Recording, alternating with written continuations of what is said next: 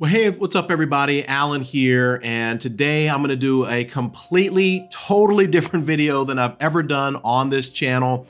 I'm going to share with you my personal testimony, my faith journey, and I'm going to share with you like some intimate details from my life. Some of the stuff that I'm going to share are things that probably my parents probably don't even know. My wife may not even know some of the things I'm about to share with you all, but I felt like it was very, very important that you all didn't just see me as some person that's just cranking out videos, like this machine that's just cranking out videos every week.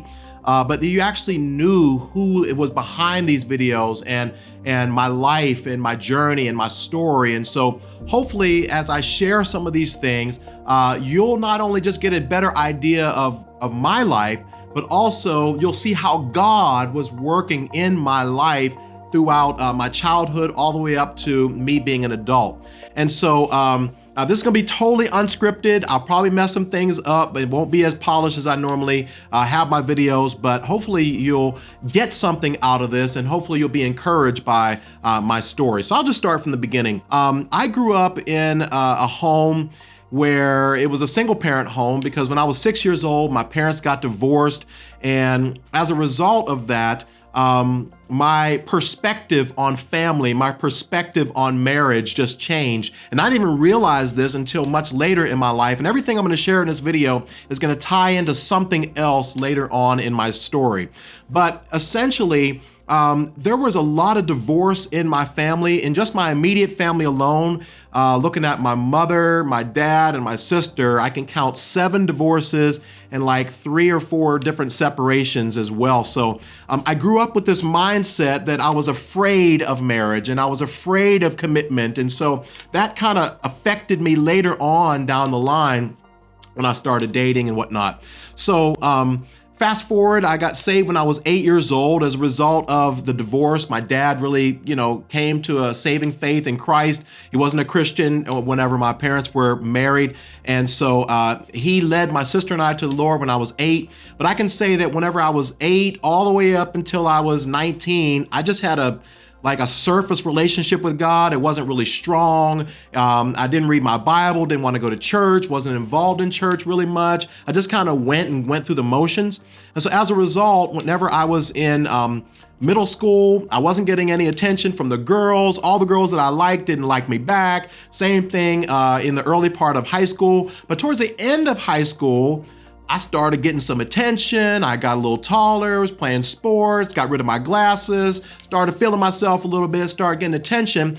And this is when I started to get into some issues and some problems in terms of lust. I was struggling with lust as a teenager, as a lot of teenage boys do. I was dating different girls. I lost my virginity when I was 16 years old. And all of these things, these bad decisions that I made just kind of trickled down and had an effect on me that I'm gonna share a little bit later on in this story.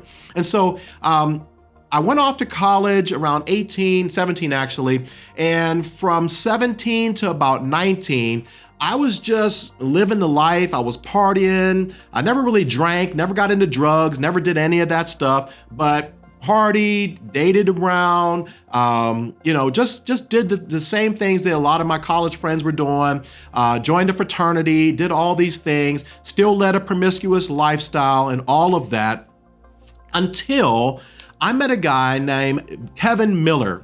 We called him Deacon Miller because he was a deacon at a local church.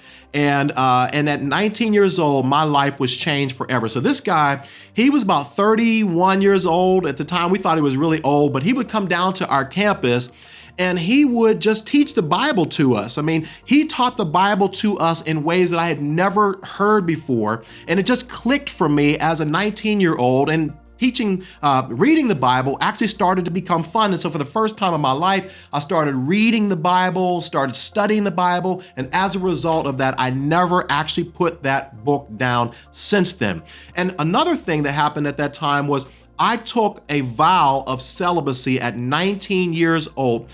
I said, God, if this is what you want me to do, I don't know when I'm going to be married, but if you want me to lead a pure life, a sexually pure life, then I'm going to take a vow of celibacy. And I can proudly say for the next 19 years of my life, I honored that vow. But I want to share some other things as I go along in this story, because even though I was committed to abstinence, I was not fully committed to sexual purity. There is a very big difference between the two. I'm going to circle back on that in a little bit later.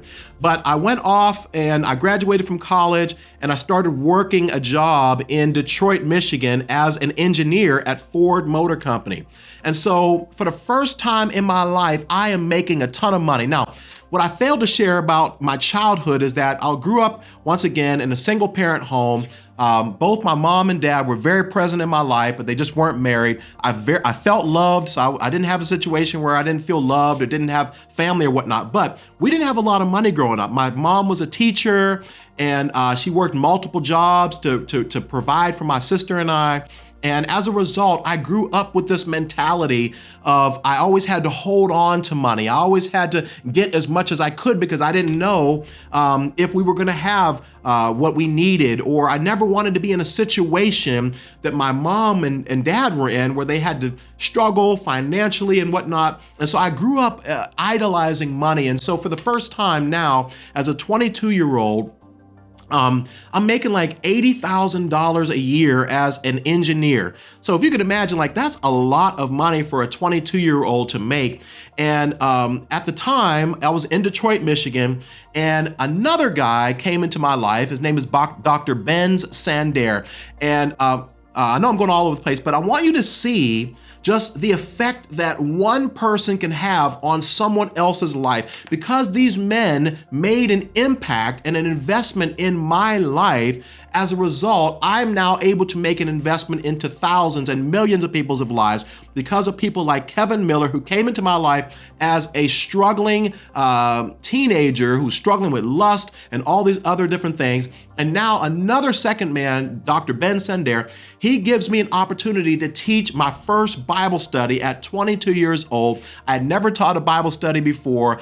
And I was like, okay, I've been studying the Bible, I've been reading it, so I think I could teach your Bible study. So on Tuesday night, he gave me an opportunity to stand in and teach his Bible study. And as a result, I discovered that I had a gift for teaching the Bible. From that moment forward, I knew the very purpose for why God had created me and put me on this earth, and that was to teach his word. And so now I had a decision to make. What am I going to do with this? Am I going to just maybe do a Bible study every so often, or am I going to go all in and give up everything and commit my life to full-time ministry? Well, you probably know that I made the decision to quit my job, making $80,000 a year. I had company cars. I was traveling. I was living the life. I had more money than I could ever had in my life before. And as a result, I felt God challenging me. Now, I'm not one of these people that just say, God said this, or God told me this, or God told me that. But there are some distinct times in my life, and I'm going to share with you 3 of them in my life where I believe that God challenged me to give up something and have faith to follow him. And this is where I hope that it will encourage you. And I call this my faith journey. There are 3 times in my life, and each time God was challenging me to trust him, it involved me having to sacrifice something, to give something up. And every single time it was money, the very thing that I idolized, the very thing that I wanted so bad, the very thing that we didn't have a lot growing up. Every single time God challenged my faith, it involved, for whatever reason, me sacrificing money. So I gave up my $80,000 a year job to travel down to Dallas, Texas, to go to seminary at what I believe is the best seminary in the world, Dallas Theological Seminary.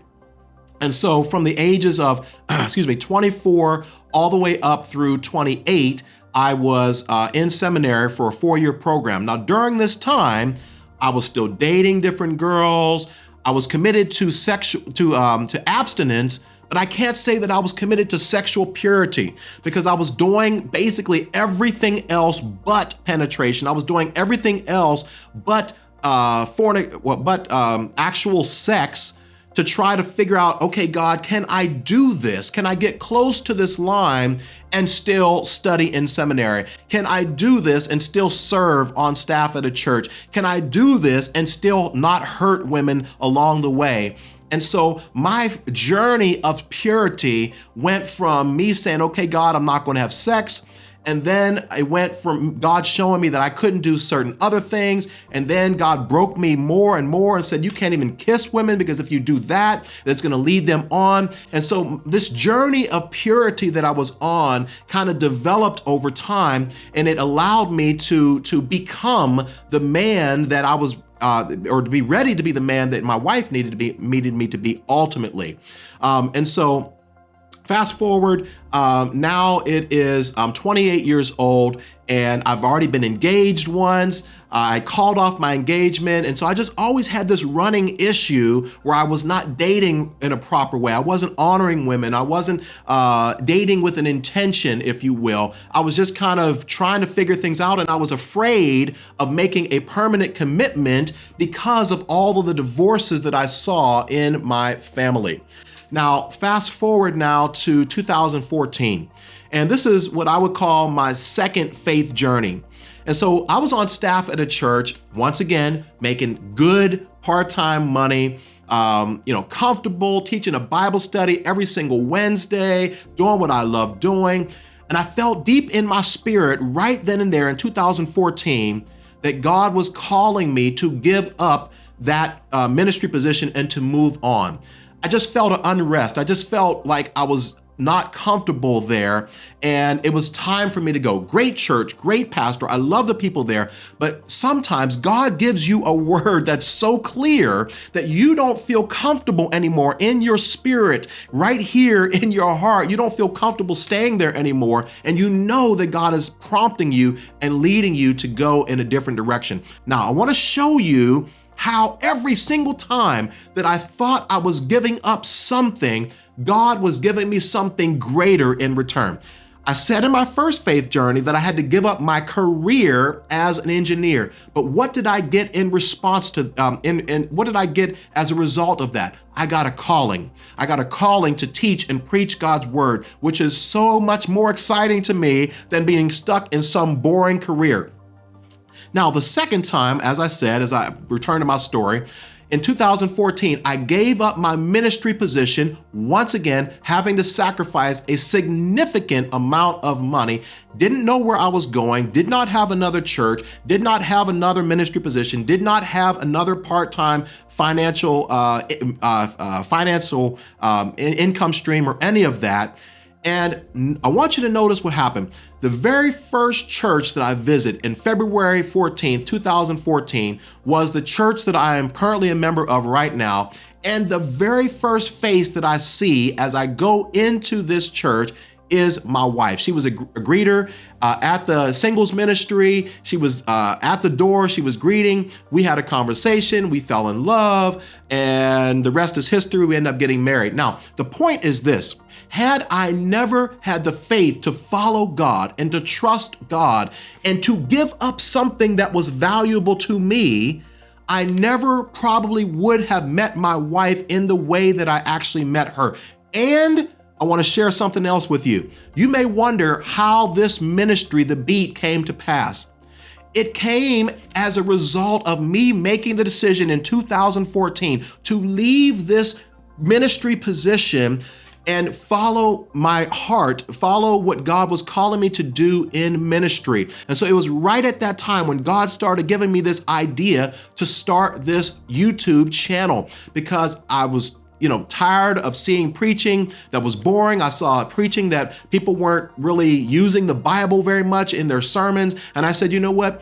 The Bible needs to be preached and taught in a way where people would really get it and people would really enjoy it, and that it's fun and it's something that would be relevant to their lives. I also had a vision to reach people, not just in the four walls of a church, but in the four corners of this world so that we could get the message out. So all of that happened as a result of me following God and making a decision to give up something. So now we see the second time in my life, I thought I was giving up a lucrative salary and a position at a church where I'm teaching the Bible. I can do whatever I wanted on Wednesdays. And in return, God said, okay, I'm going to bless you with a wife, and I'm going to bless you with a worldwide international ministry that is going to reach people all over the world.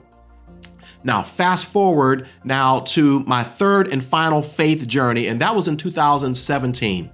So my wife and I were pregnant with our firstborn, and I was struggling as a teacher. I wasn't making a lot of money, and I was struggling to put ends together. We had just gotten married a little while before, and so I was like, God, okay, how am I as a man supposed to provide for my family?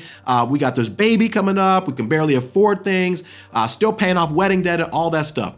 And so it was right at this time that God gave me the idea to once again quit my full-time job and give up my salary. And I'm like, God, are you serious? Like, is this really what you want? Like, I'm comfortable as a teacher, even though I'm not really making as much as I need to provide for my family, but I was comfortable.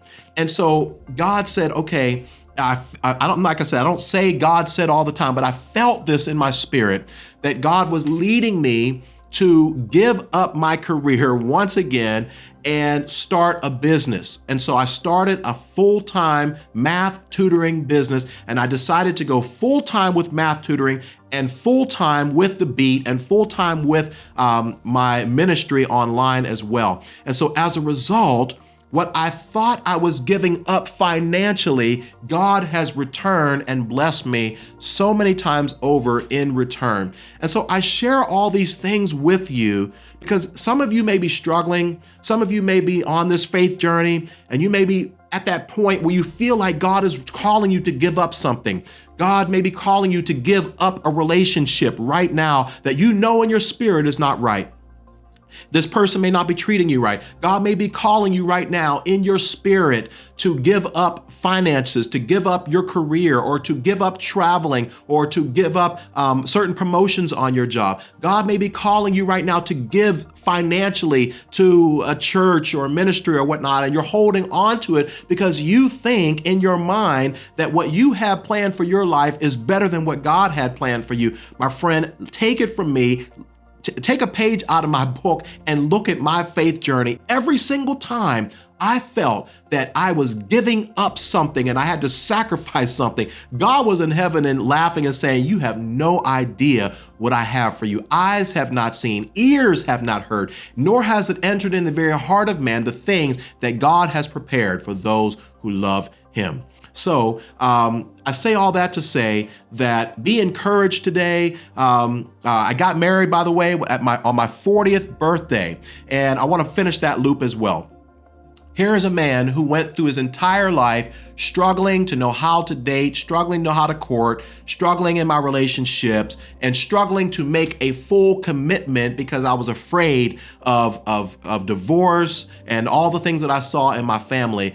And now at 40 years old, God blessed me with a beautiful woman. Now we're married, we're happily married, have a great marriage, have two wonderful, beautiful, healthy children.